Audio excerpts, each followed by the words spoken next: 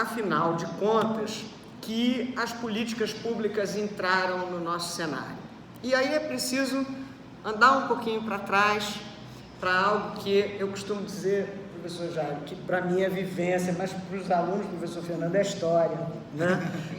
Enfim, quando os anos vão avançando, essas coisas já ficam meio misturadas, meninas. Muito bem, então o projeto da Constituição de 88, né, a discussão que se punha por ocasião da promulgação da Constituição de 88, era um projeto de transformação social. A dificuldade com que o Estado brasileiro convivia à época, é claro, além da restauração da ordem democrática, mas era a superação de um quadro contumaz de exclusão social, de desigualdade. E aí, naquele momento da Assembleia Nacional Constituinte, havia essa intenção, ou foi desenhado um projeto de transformação dessa sociedade, que começa lá nos artigos 1º e 3º, com a enunciação dos objetivos fundamentais da República, ou, para usar a expressão do querido professor Diogo de Figueiredo gostava tanto de usar, né, compromissos axiológicos, né? Começa lá e se desdobra na nossa expressiva lista de direitos fundamentais. Então, a ideia da Constituição de 88 era empreender a transformação da sociedade. A Constituição de 88 prometia, né?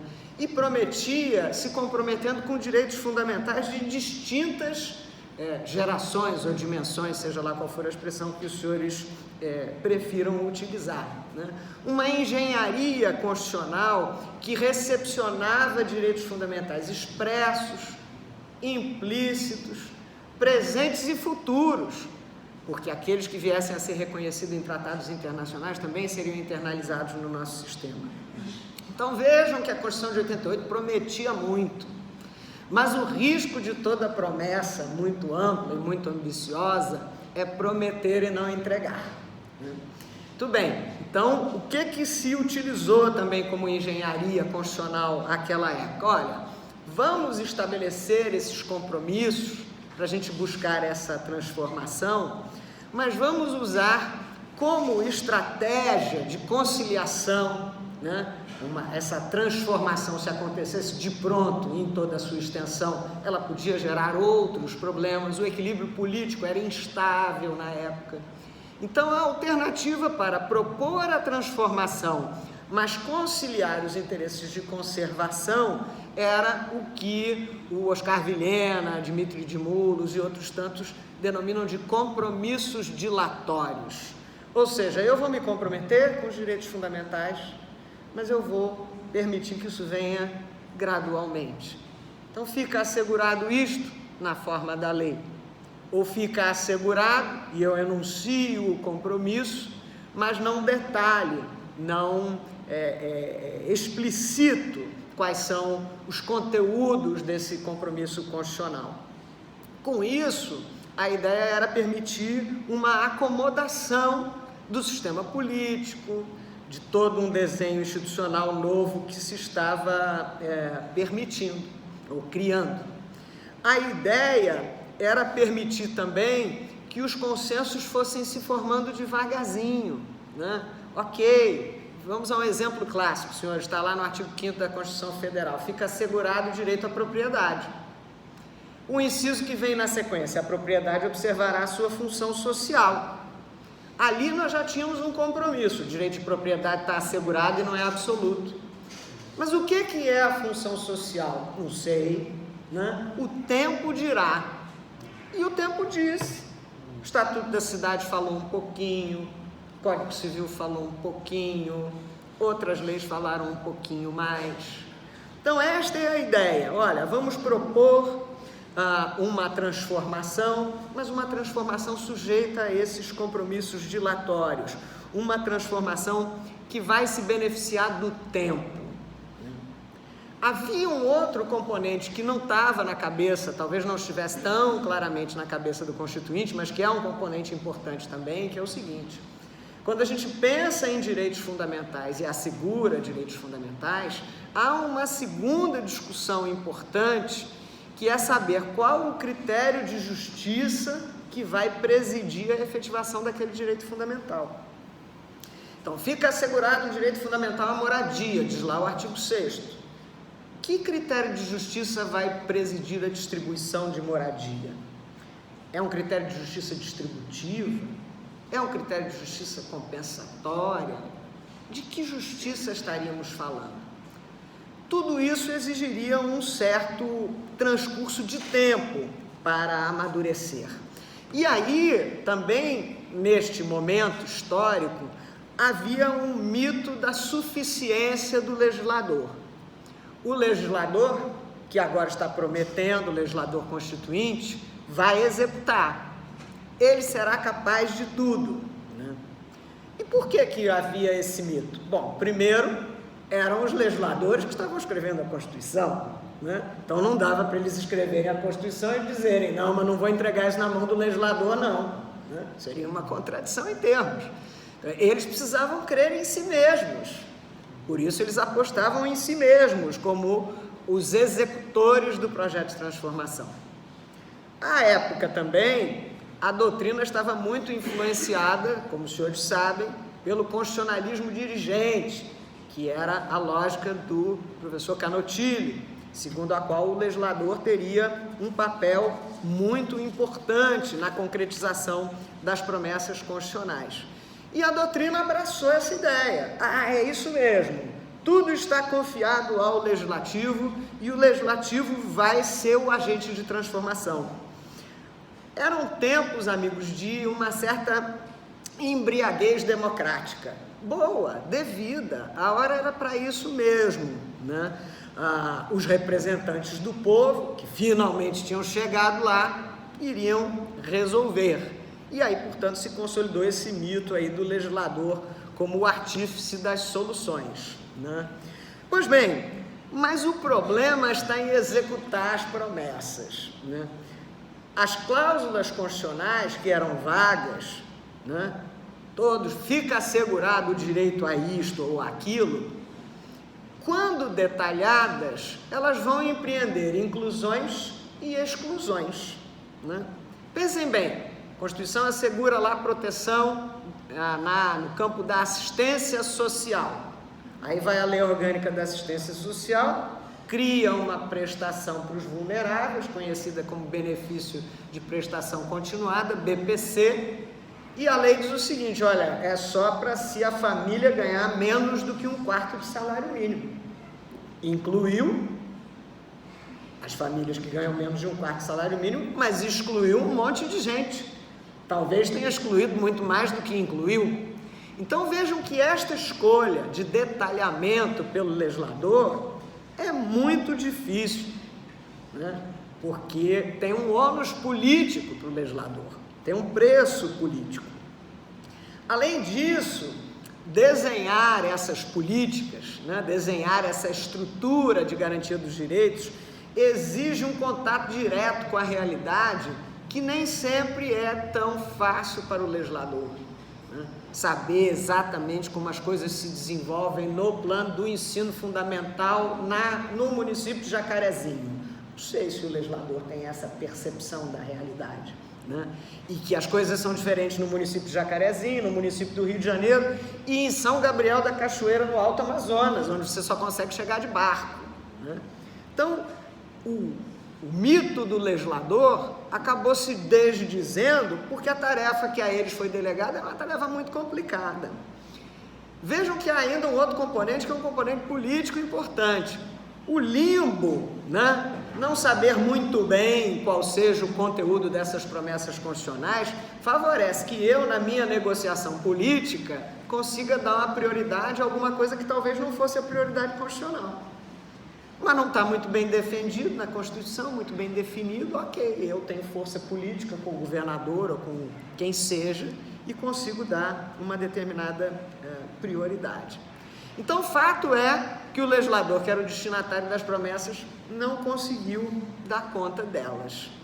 E aí o que aconteceu? De vez que os direitos estavam lá, a mesma Constituição diz no artigo 5º, parágrafo 1º, que eles têm aplicação imediata. E a população foi se dando conta de que isso lá estava, né, no texto constitucional, começou a pressão social para que aquelas promessas constitucionais virassem realidade.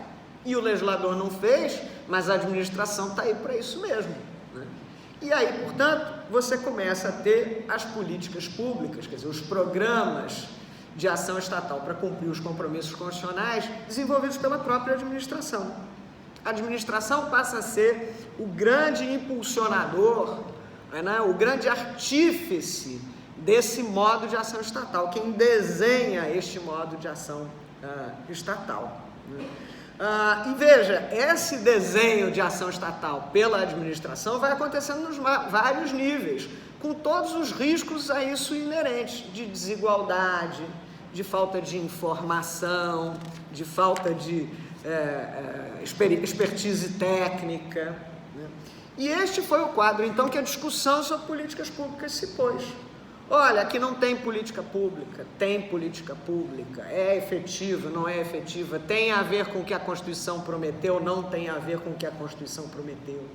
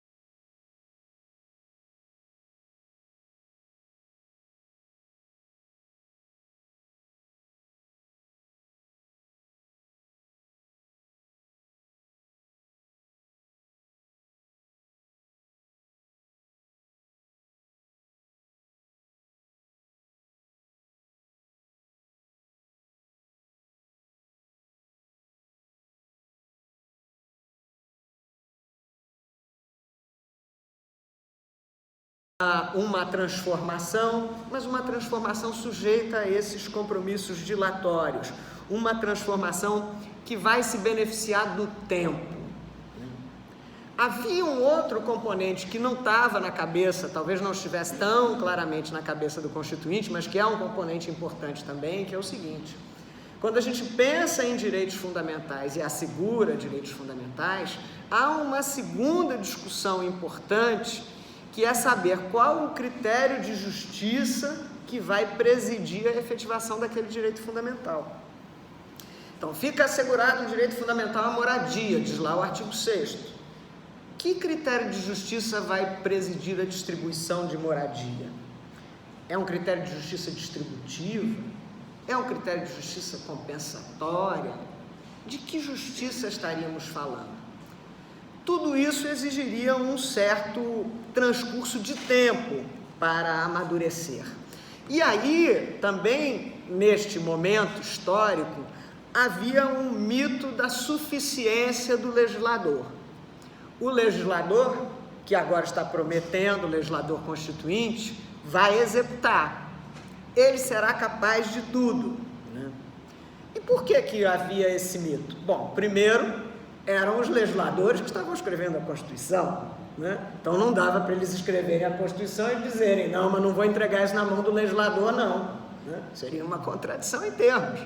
Eles precisavam crer em si mesmos, por isso eles apostavam em si mesmos como os executores do projeto de transformação. À época também, a doutrina estava muito influenciada, como os senhores sabem, pelo constitucionalismo dirigente, que era a lógica do professor Canutilli, segundo a qual o legislador teria um papel muito importante na concretização das promessas constitucionais. E a doutrina abraçou essa ideia. É isso mesmo, tudo está confiado ao legislativo e o legislativo vai ser o agente de transformação.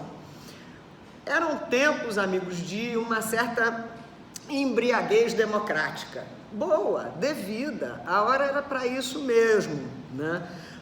Os representantes do povo, que finalmente tinham chegado lá, iriam resolver. E aí, portanto, se consolidou esse mito aí do legislador como o artífice das soluções, né? Pois bem, mas o problema está em executar as promessas, né? As cláusulas constitucionais, que eram vagas, né? Todos, fica assegurado o direito a isto ou aquilo, quando detalhadas, elas vão empreender inclusões e exclusões, né? Pensem bem, a Constituição assegura lá proteção no campo da assistência social. Aí vai a Lei Orgânica da Assistência Social, cria uma prestação para os vulneráveis, conhecida como Benefício de Prestação Continuada, BPC, e a lei diz o seguinte: olha, é só para se a família ganhar menos do que 1/4 do salário mínimo. Incluiu as famílias que ganham menos de 1/4 do salário mínimo, mas excluiu um monte de gente. Talvez tenha excluído muito mais do que incluiu. Então vejam que esta escolha de detalhamento pelo legislador é muito difícil, né? Porque tem um ônus político para o legislador, tem um preço político.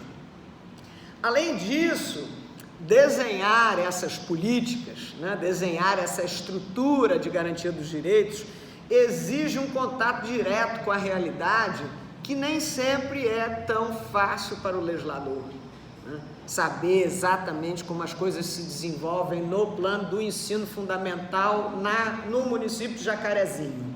Não sei se o legislador tem essa percepção da realidade, né? E que as coisas são diferentes no município de Jacarezinho, no município do Rio de Janeiro e em São Gabriel da Cachoeira, no Alto Amazonas, onde você só consegue chegar de barco, né? Então, o mito do legislador acabou se desdizendo porque a tarefa que a eles foi delegada é uma tarefa muito complicada.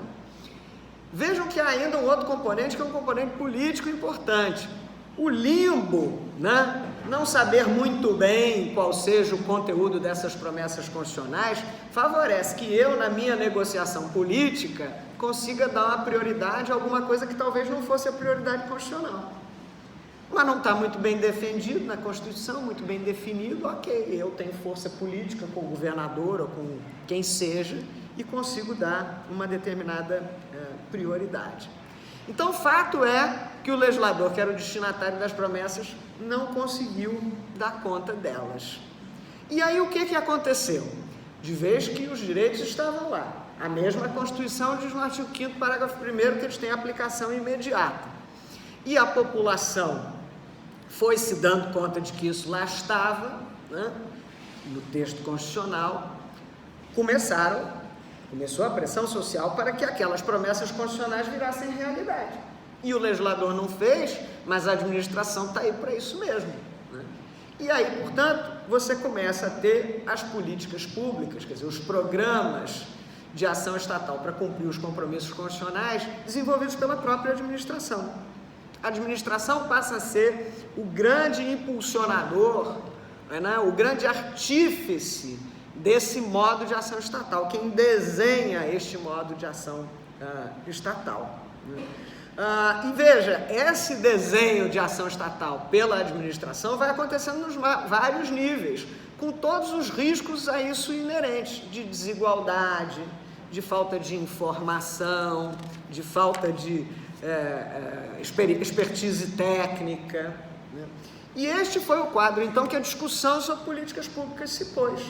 Olha, aqui não tem política pública, tem política pública, é efetiva, não é efetiva, tem a ver com o que a Constituição prometeu, não tem a ver com o que a Constituição prometeu. Muito bem. Segundo ponto que eu disse que trataria com vocês era onde reside o dissenso, né? Primeiro aspecto nesse ponto que eu queria destacar é o seguinte: de que dissenso nós estamos falando? Nós estamos falando de dissenso entre a ideia de políticas públicas e o discurso do direito. Frases muito comuns da gente ouvir, na pós-escrita inclusive, né? Não existe política pública nessa matéria. Ou então, as políticas públicas que existem são inefetivas. O que é inefetivo, né? O que vai caracterizar que esta é uma política pública específica desta ou daquela área, né? Aí nós já temos posto o dissenso. E aí a grande pergunta é a seguinte: o que as políticas públicas são chamadas a fazer? Essa é a dúvida, ou essa é a questão mais sensível. Vejam que as políticas públicas, elas são chamadas a mediar uma relação entre um quadro de fato e os compromissos constitucionais. É isso que elas fazem. Os compromissos constitucionais são num sentido, eu preciso alcançar aquele resultado, e há um quadro fático que precisa ser transformado, precisa ser objeto de atuação para eu conseguir concretizar aquele compromisso constitucional. Vamos pensar num exemplo concreto para facilitar o raciocínio, né? A Constituição, que se compromete com a igualdade material, não formal, ela vai lá e diz: fica assegurada reserva de vagas nos concursos públicos em favor das pessoas com deficiência. E aí, para cumprir este compromisso constitucional, desenvolve-se a política de cotas, que disciplina a relação entre um evento de fato, existência da deficiência, existência de um concurso público, e o comando do direito, comando valorativo, de que a gente precisa empreender as estratégias que promovam a igualdade material. Esse até é um exemplo fácil, né? Porque a Constituição diz exatamente, né, o que ela deseja alcançar e diz a estratégia. Olha, eu quero alcançar, reduzir as desigualdades, dizia lá, né? Valorizar o trabalho, proteger a dignidade da pessoa, né? E ela diz a estratégia: olha, no concurso público, reserve vagas em favor das pessoas com deficiência. Aqui é o caso fácil. Mas, normalmente, a Constituição não indica esses componentes todos. E aí a gente tem uma equação complicada. Porque a equação vai começar com valores jurídicos que a Constituição vai trazer, lá nos artigos 1º, 3º e em outros pontos, né? E o que são os tais dos valores jurídicos? Bom, os valores jurídicos, Podíamos até discutir muito mais sobre isso, mas numa enunciação simplificadora, só para o meu próprio argumento, valores jurídicos são componentes que pertencem a um mundo ideal, né, e que são percebidos por nós e incorporados como orientadores da conduta. Num mundo ideal, seria bom que todos nós nos comportássemos desta ou daquela maneira. Agora, isto está no mundo ideal. Como é que eu faço para trazer para o mundo real? Eu vou ter que ter vários estágios de concretização desses valores, que estão postos em abstrato no texto constitucional. Então, vai haver vários estágios de projeção desse mundo ideal para o mundo real, né? E essa transição da idealidade para a realidade, ela vai sendo configurada pelos fatos, né? Ok, o valor ideal é este, mas qual é a realidade sobre a qual ela vai incidir? Qual é o conjunto de circunstâncias fáticas que ela vai ter que atuar e operar? E aí você vai ter o valor jurídico como a máxima abstração, um dever ser ideal, um dever ser atual, mais contactado com a realidade dos fatos, o dever fazer e, finalmente, o valor concretizado. Vejam que são vários estágios. Pensem ainda, falamos sobre a igualdade, né? Vamos pensar nesse valor jurídico abstrato, igualdade, né? Ele, no dever ser ideal, se projeta sobre as relações e a gente percebe no plano dos fatos que as relações humanas eventualmente têm desigualação.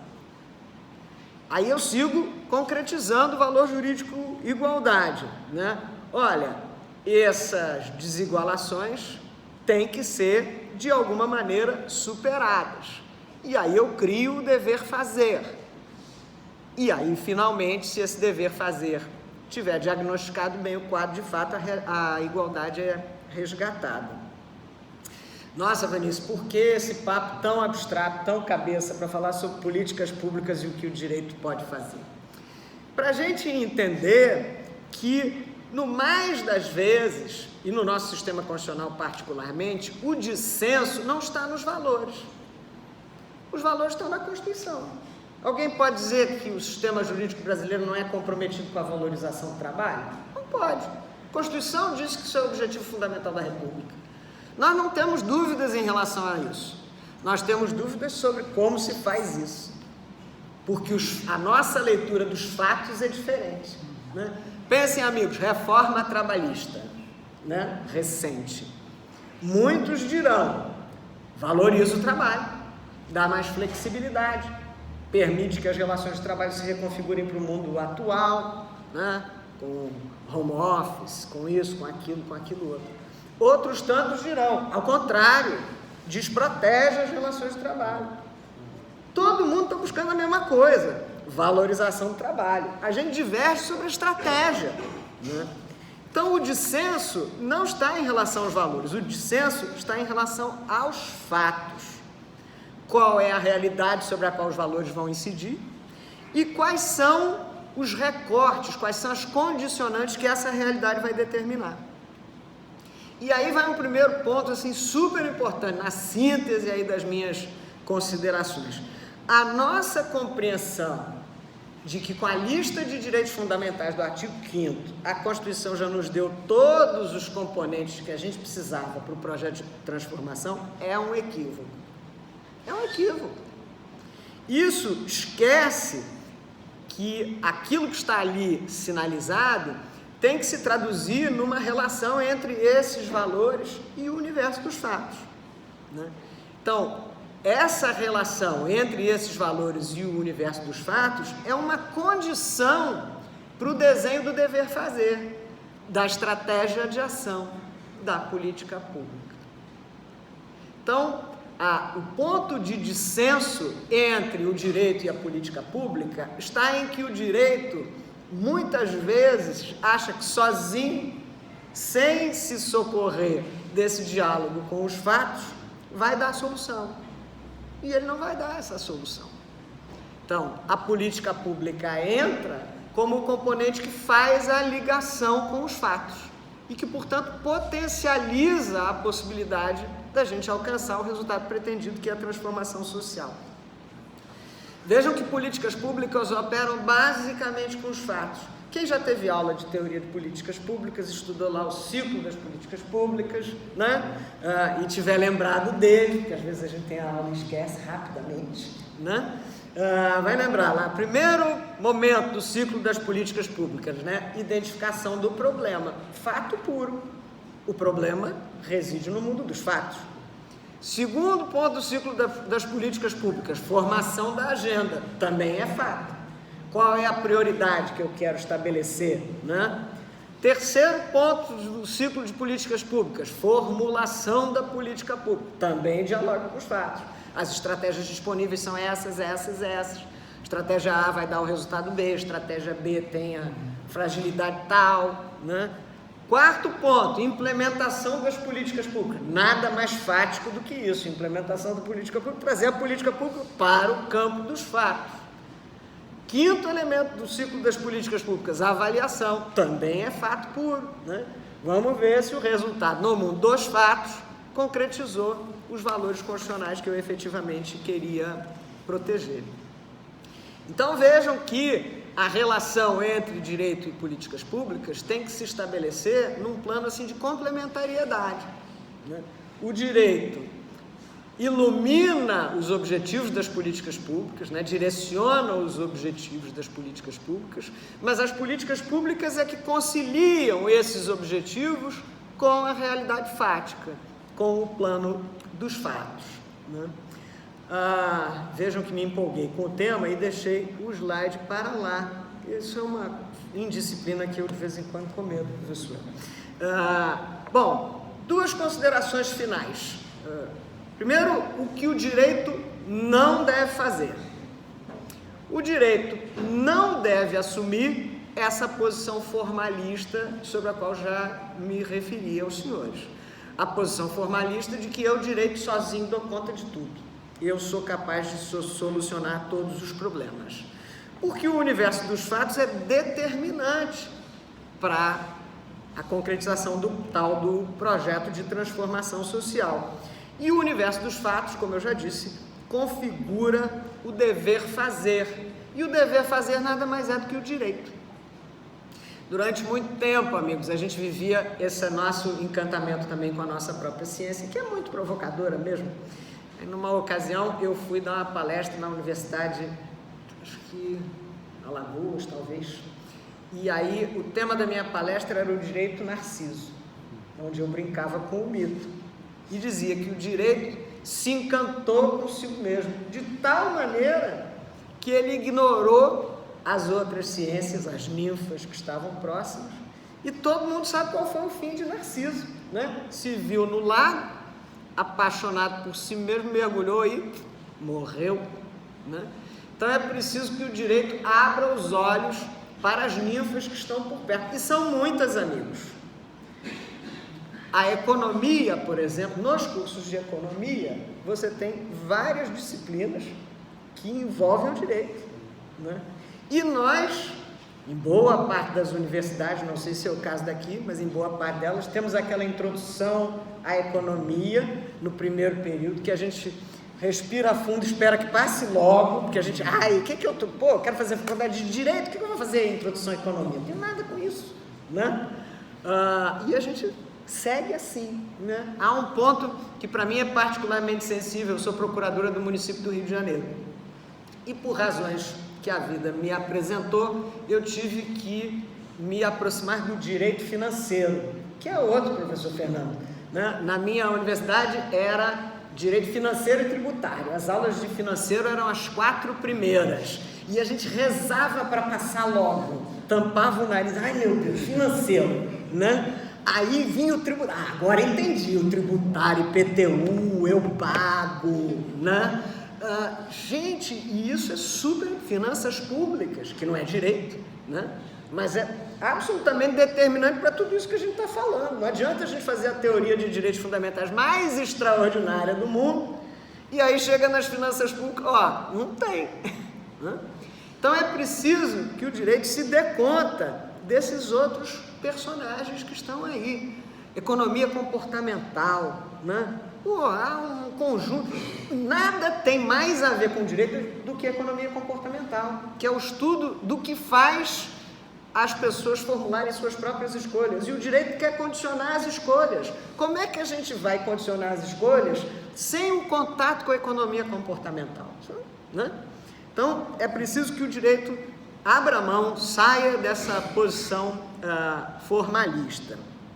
É preciso também que o direito não pretenda se apropriar desse percurso de transição do abstrato para o concreto. Isso também é um equívoco muito comum.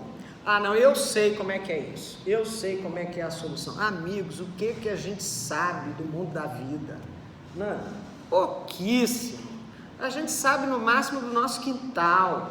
Né? Eu atuei durante muito tempo em conflitos de moradia no município do Rio de Janeiro. E aí eu vi às vezes os colegas cheios de certezas em relação a como era a questão de remover uma comunidade, não sei o quê. E eu ficava pensando, o que eu sei disso?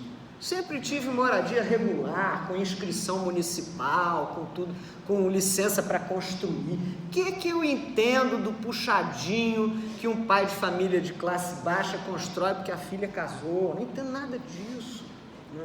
Então, é preciso que a gente não pretenda se apropriar desse percurso todo de concretização, porque há escolhas estratégicas no campo da formulação das políticas públicas que são do domínio da política. É isso aí. São do domínio da política, não são do domínio do direito, né? E por que essas escolhas estratégicas são do domínio da política? Primeiro, porque a Constituição assim o quis.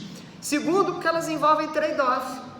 Né? Falei lá que o legislador tem dificuldade de incluir um e excluir o outro, né? Mas toda essa construção de estratégias de ação envolve trade-off, e o direito tem enorme dificuldade de conviver com isso. O direito não quer fazer ninguém perder nada, né? Quer deixar a gente nervoso, vem com a tal da prescrição, né? Ai meu Deus, a prescrição, aí vai perder o direito. Aí a gente começa, é do fundo de direito, é das prestações, porque a gente tem dificuldade em assumir o trade-off, né?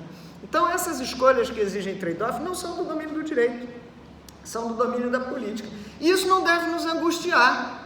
Isso é uma escolha política. A sociedade se pauta por escolhas políticas. Umas são mais acertadas, outras são menos, mas isso é do mundo da vida, né? Então a gente precisa abdicar dessa pretensão.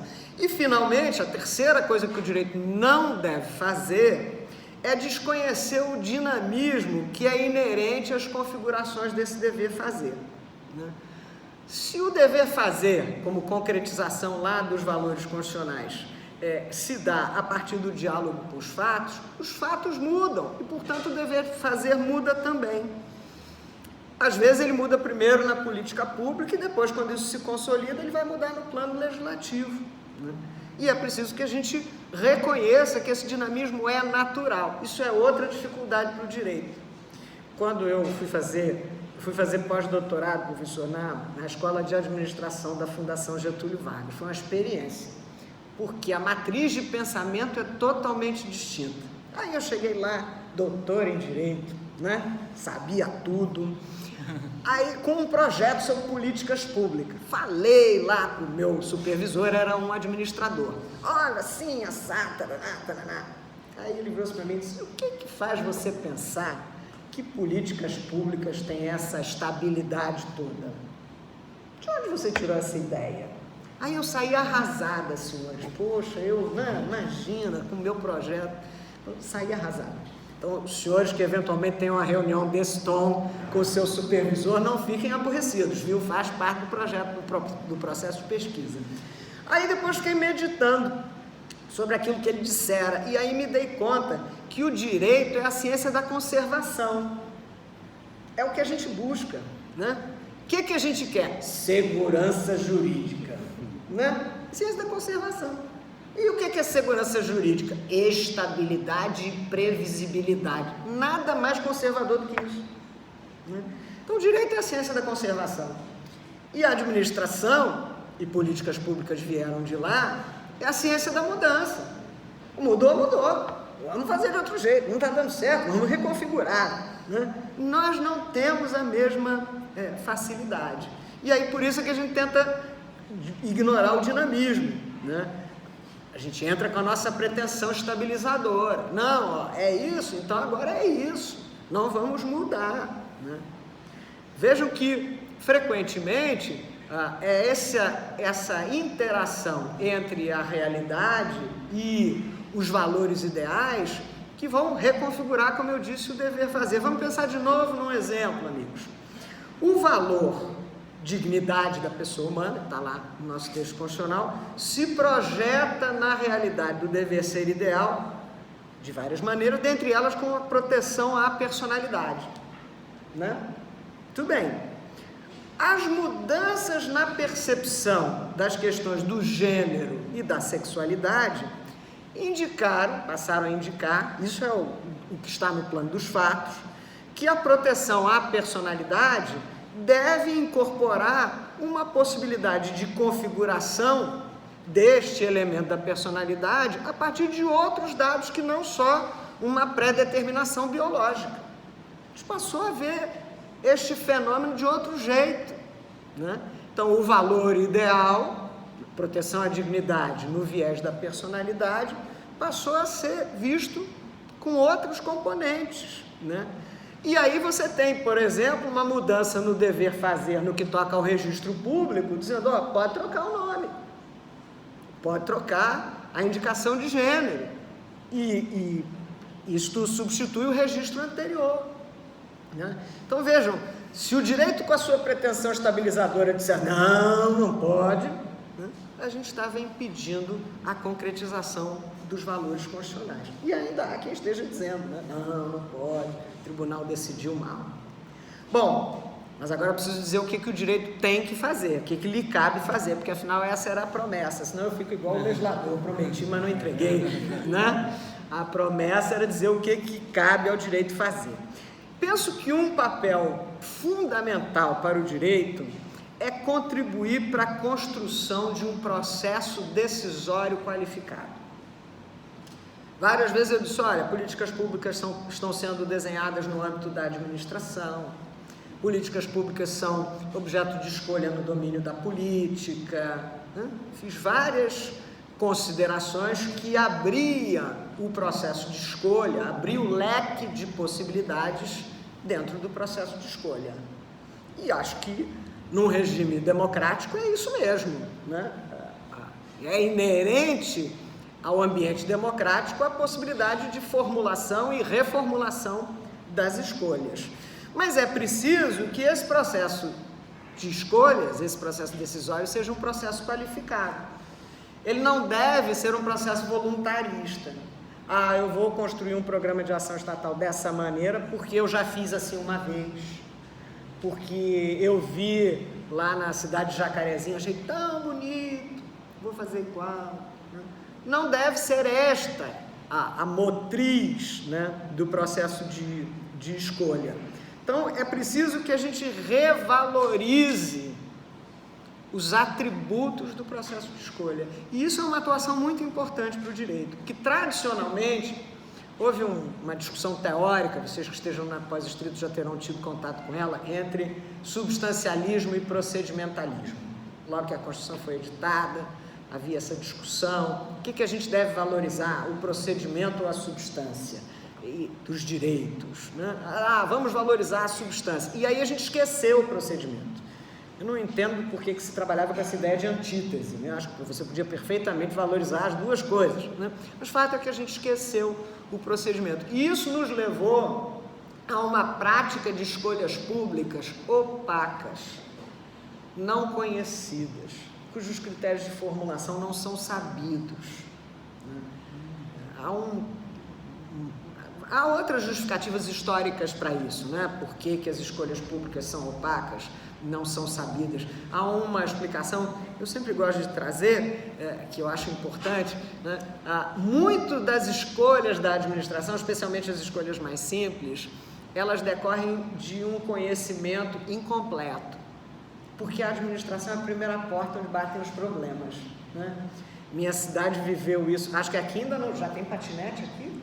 Pública? Não. Esperem e verão. Esperem e verão. Né? Um belo dia acordei e tinha um monte daquele negócio espalhado pela rua. Mas, amigos, foi assim uma coisa instantânea. Saí, tinha um montão. No início eram só verdes, agora tem verdes, amarelos, tem de todo tipo, né? Tem motorizado, tem sem motorizar. Tudo bem, apareceu. Aí é lógico, começou a dar problema. Um andava com aquilo na rua, outro, e aí, portanto, perigavam os carros. Outro andava com aquilo na calçada, atropelava o pedestre. O outro caiu, machucou. Não tem que ter capacete. Não tem que ter capacete, né? Confusão. Quem é que teve que resolver a confusão? A administração, né? Tá dando ruim, tem que atuar de alguma maneira. Então a administração é a primeira porta onde o problema bate, amigos. E aí, dava para dizer, não, peraí, vamos fazer um estudo técnico, vou montar um grupo de trabalho, 180 dias, vamos apresentar um relatório, menor condição, tinha que decidir, com um quadro incompleto, né? O troço estava começando ainda, a gente nem entendia muito bem como é que era aquele troço funcionava e tal, né? Decidiu com um quadro incompleto. Pode ter decidido mal, pode ser, né? Mas alguma decisão tinha que sair, né? Então, muitas vezes, quando a administração decide com um quadro incompleto, ela tem receio de declinar e dizer assim, sabe o que é?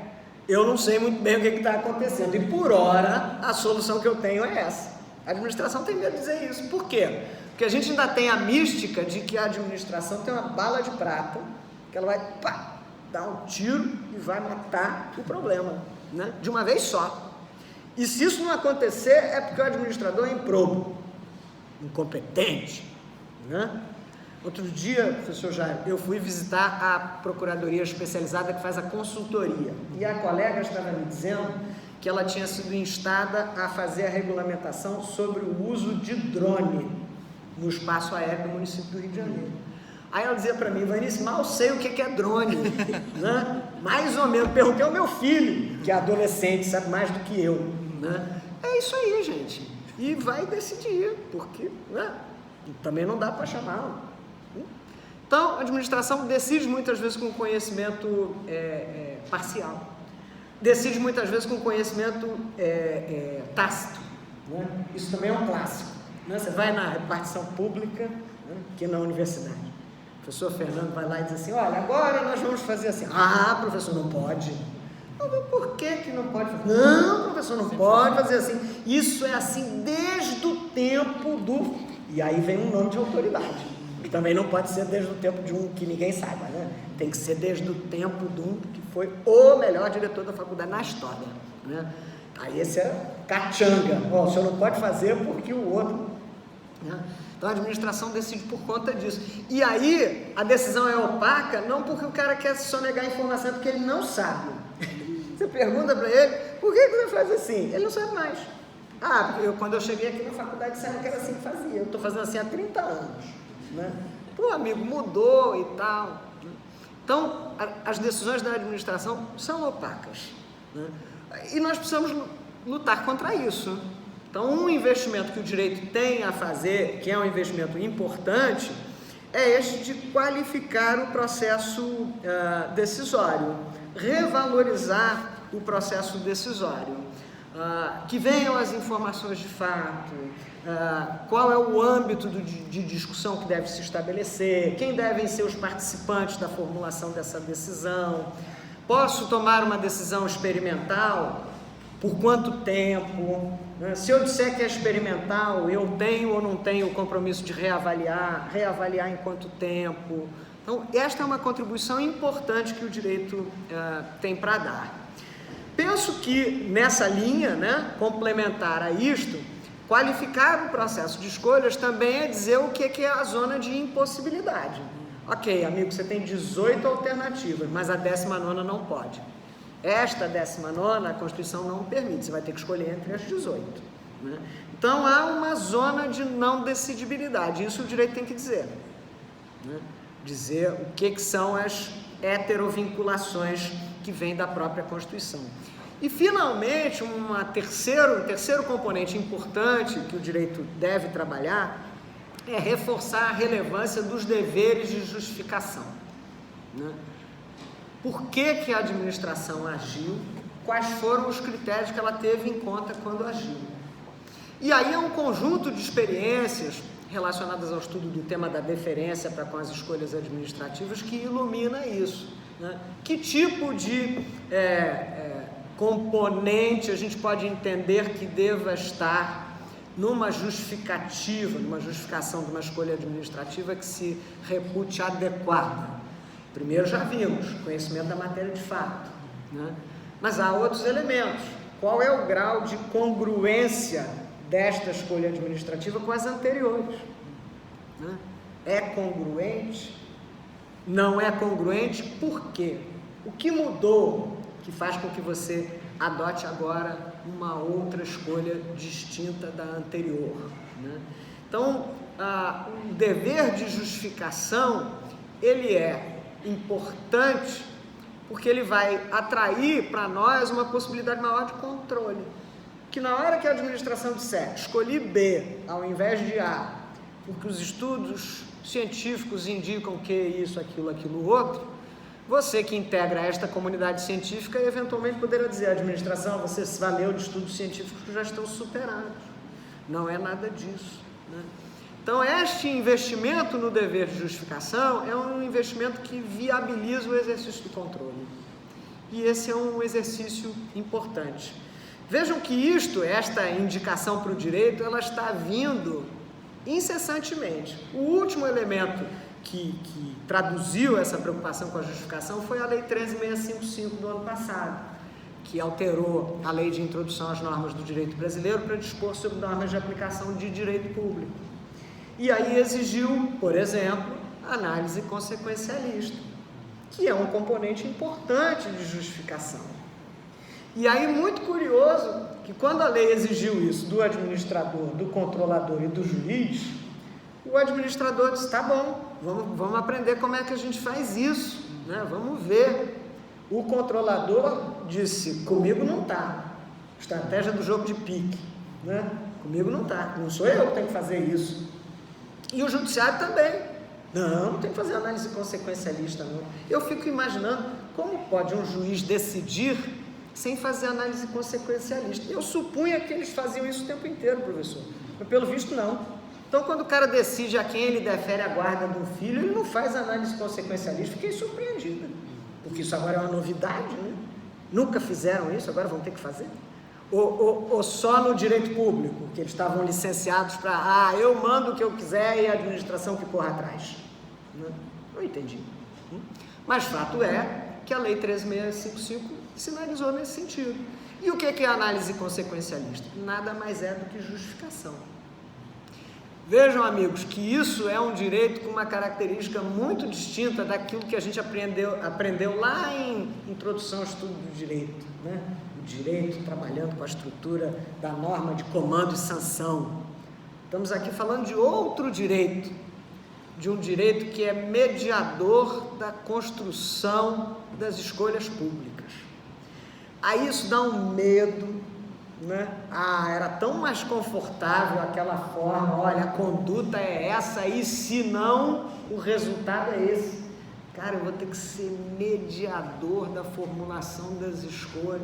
A tarefa é essa mesmo. Porque a gente não sabe de antemão, né? Aquilo que a gente aprendia, né? O direito é o configurador das condutas, até é. Mas qual é a conduta boa? Em alguns momentos isso é muito simples de decidir, mas no mais das vezes, especialmente no campo das políticas públicas, não é. Então a nossa tarefa é difícil mesmo. É difícil mesmo. Exige um novo profissional, um profissional que é um engenheiro de construção de soluções. Mas isso tem que ser visto como um desafio muito bacana, muito inebriante, né? A gente tem que estar de olho brilhando, porque aplicar a formulazinha, gente, aquela caixinha de criança, né? Muitos dos senhores vão ter brincado com isso, aquela caixinha tinha o buraco quadrado, a pecinha quadrada, buraco redondo, a pecinha redonda, né? Então, aplicar aquilo é mole, inteligência artificial faz, está fazendo, né? Agora, construir a solução a partir da matriz constitucional, mediando a formulação das escolhas públicas, isso é muito mais difícil. Mas isso é tarefa para a gente, porque a gente tem sofisticação intelectual e tem talento para isso. Obrigado.